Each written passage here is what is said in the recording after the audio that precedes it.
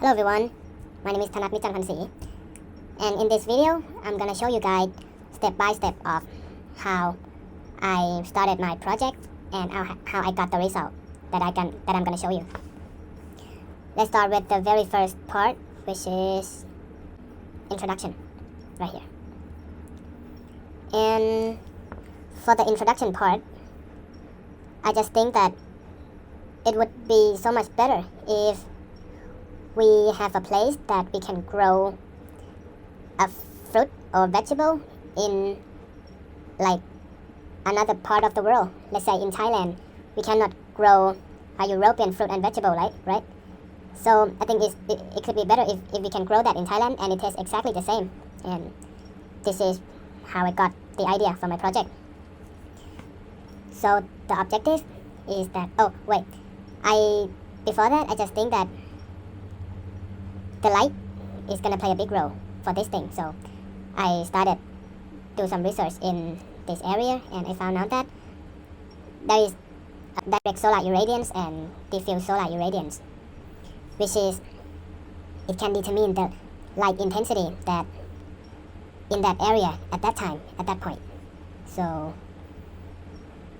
the objective of my project is to develop methodology for extracting and analyzing light data relevant to agriculture from the Google Earth Engine. And the light data is basically mean the direct solar irradiance and diffuse solar irradiance, which I'm going to be talking about later in the presentation.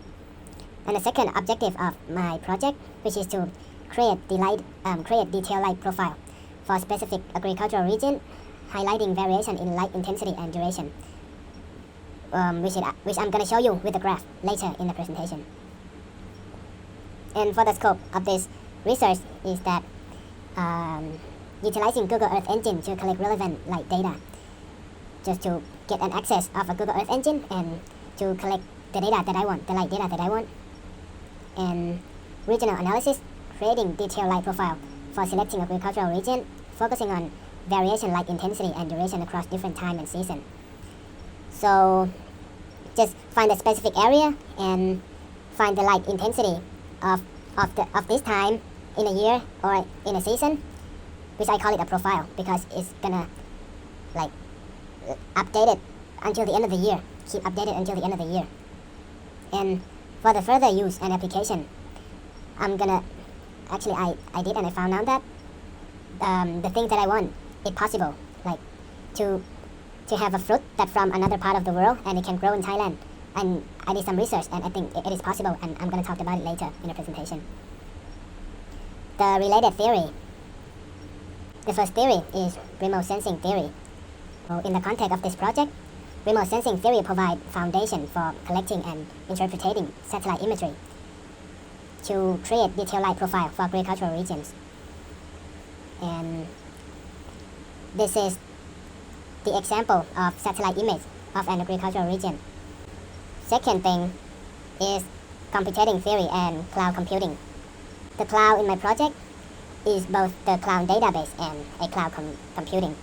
I use Google Earth Engine as a database, which is a cloud database, and I use Google Colab to computing everything, to do my coding, to do everything. I use Google Colab, which is also on the website. And for programming part and software development, I use Python program for this project.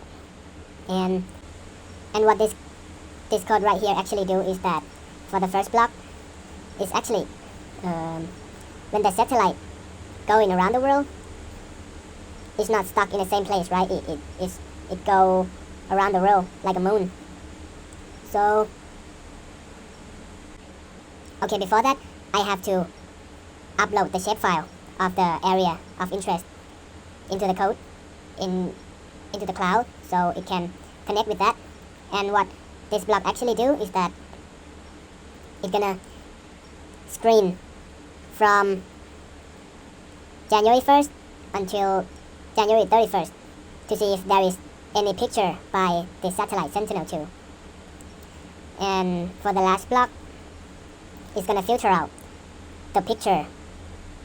It's gonna filter out the picture which have a cloud cover less than 20%. And for the next part, radiative transfer theory. This is what I told you earlier about that. This EDIR right here is stand for direct solar irradiance, and EDIFF right here is stand for diffuse solar irradiance. And I'm gonna explain it in a human language. Let's say this is a sun, right? And there's a light particle that comes from the sun traveling to the earth, 100 particles. And in the atmosphere, there is a lot of particle floating around. It could be a water particle, aerosol particle, or the atmosphere itself.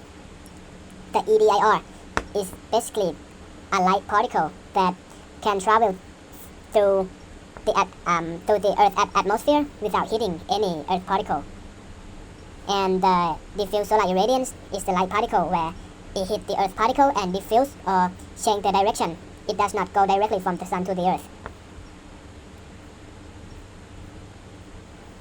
And for the materials, of course I use Google Earth Engine as a cloud-based platform. And Python program, like I said earlier. And I also use a lot of library, which I'm going to talk about it later in the video. And a radiative transfer model, which we call it 6S. But I use the Python-based version of it. This model allows me to calculate the EDIR and EDIF correctly. This is very useful for my project. And we call it 6S for short. And for that class of the Python, there is a lot of attributes, which is error profile, like ground reflectance, geometry, altitudes, wavelength, atmos correction. Yeah, like lots of them, but I only use some of them to calculate everything from the beginning of my code to the end. I use this one, error profile, like ground reflectance, and altitude, wavelength. Yeah, and this is what I said from the beginning. This is a Sentinel-2 satellite. And the last material happened to be my computer, my laptop. I couldn't finish my project without it. Oh, and the real last thing is Google Earth Pro. My project, we do the research about area. So we need to create a file which contains a lot of coordinates of each area that I want. So I use Google Pro, this application, Google Earth Pro. I use this one, the Google Earth Pro, I'm gonna show you real quick. Click right here, and I'm gonna draw some line, some dot. You can draw it as accurate as you want. And you're gonna click OK right here, and you left click here to save place which means this one, this area. And you're gonna have to save as a KML file. And you have to convert from KML file to a shape file for the next step. So we can use the shape file with my code. And the process is very easy. You can go to the Google and type convert KML to shapefile online, and you can basically click the first link and upload your file in that website, and they're gonna do it for you. It's very easy. And the method, solar irradiance. I studied solar irradiance first, so I know the theory that I told you. The light particle comes from the sun to hit the earth. And this one, direct solar irradiance, is the light particle where it goes straight to the earth without hitting any particle, any earth particle. The next one is different. A diffuse solar irradiance, which a light particle where while it's rolling to the earth, it hit the earth particle and change the angle, and it will land somewhere else, not the same destination. Black line. The black line is a direct radiation, direct solar irradiance, goes straight without hitting anything. And the dot line is the diffuse solar irradiance. It hit the aerosol and it go this way, come from the sun, hit the thin cloud and go this way. Yeah, hit the cloud and go this way, and hit the air molecules and go in another direction.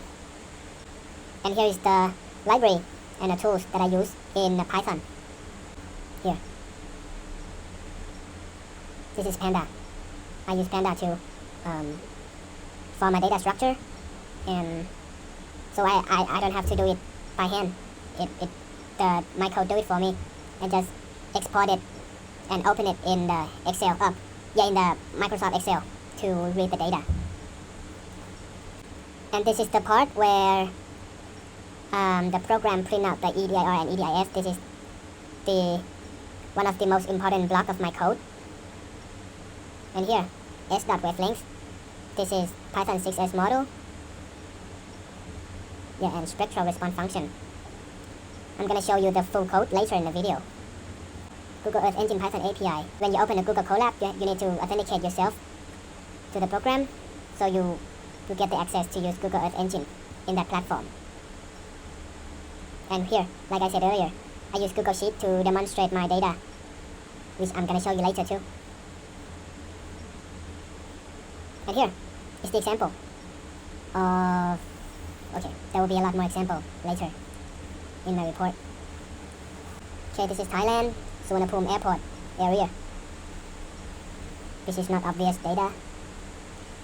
Right here. This is the light intensity of the day, of that day. In the summer, in the hottest season of Thailand, April. This is August, rainy season. And this is December, winter season of Thailand. You can see that it is slightly lower. The light energy, light intensity is slightly lower than the summer and the rainy, because there's a lot more cloud. That's why it's cold. And here is all over the year in the Suvarnabhumi Airport area. And here is much more obvious. A northern part of Italy, which is well known as the agricultural part of the country. Here is the summer season. You can see that it's almost 1200. And for the rainy, which is October 1st, is only past 750 a little bit. It could be around 800 right here, the green band. And for the December winter, it's so much lower than the summer, like almost 10 times lower.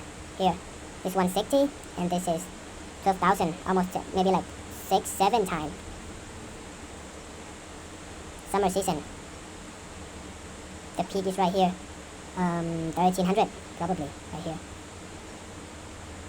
Winter, oh no, rainy, somewhere around 600 to 800. This one is 1300. And the winter is barely past 400. You see that? It's very obvious. All over the year. Looks like this. From the graph, you probably know that this time of the year have to be summer, right? Because the light peak here. Hokkaido, Japan. Summer. 1300. Rainy, 1100. And winter, 580, I think. So obvious. Here. Same thing. The summer season is in the middle of the year. And for the further use and application, like I said, it is possible. I think it is possible to grow a plant that cannot grow in Thailand by using a plant factory system. A plant factory system is a very famous method widely used in Japan. It's like its name. A plant factory. They optimize everything. Optimize water, optimize nutrition, and I think they can also optimize light intensity, light band. I think it's better to show you what a plant factory is. I'm gonna show you my code.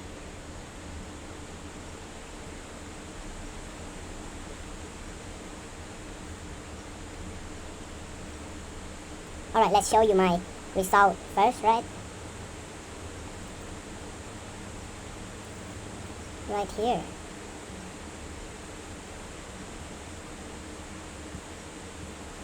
The result is right here.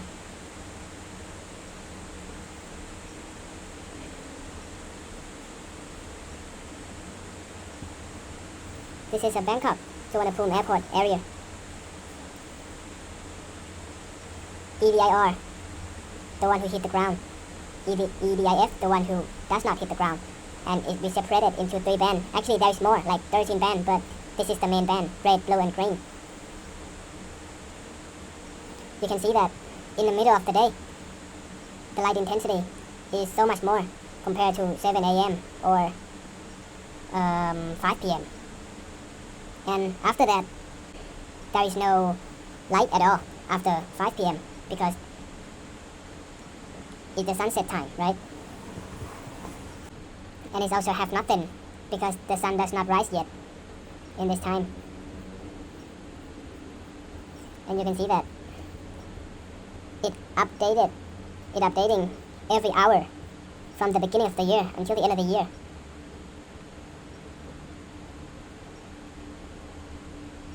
Here we have 11,000 lines of data for Suvarnabhumi Airport area in 2021. And the same things go to Italy. Same thing apply to Italy right here. This is the over the year, all over the year. Same thing. It's Hokkaido, same thing. Alright, I think it's better to show you my code. Right here we start with the authenticate process, which I told you earlier. If we did not have this block, we couldn't use the import EE or Google Earth Engine library at all. We have to run this one first. And then install GeoPandas. Import NumPy, GeoPandas, datetime, and Matplotlib for the calculation. And here is where I mounted the Google Drive, my Google Drive with the code. Here, just click here and it's gonna connect it with each other. I can, if I know the correct directory, I can call it. Now, if I know the correct directory of my file in the Google Drive, I can call it anytime I want. Or I can manually upload it by this block. Just to click here and click choose file right here, and you can choose the file from your computer. And here, after you upload the file, this is the directory of the file that you want. No, this is the directory of Hokkaido.ssp shapefile that are in my drive. And if I want to read it, if I want to read this file, this is the directory, and I use GeoPandas to do that. And here's the data of that. And after you read the file, you need this block right here to convert from the shapefile to a text file that my code can read. After that, we're gonna have to give it a variable which we call AOI, and run this code right here to screen if there is any picture in that area from between 1st January to the 3rd January in this period of 2 to 3 days, if there is any image in this area. And right here we found 4 picture, and we're gonna screen. I filter it out right here. I put the filter out right here because I want every picture. I don't want it to filter the picture where there is cloud more than 20%. Filter it out. I don't want it. No, I mean I want it. I don't want the code to do it. So I blur it. I disable it. And this block right here is where we download the 6S model library to use with my code. And this is the installing process. Here, also installing process. And here, the thing that I use, the attribute that I showed you earlier in the report. Get the vapor, get the ozone, and get the aerosol. Vapor, ozone, aerosol. And here, EDIR and EDIF. This block right here is where it calculate the result for me. And here is the one that actually print the result in point 1. This is the one who do the calculation.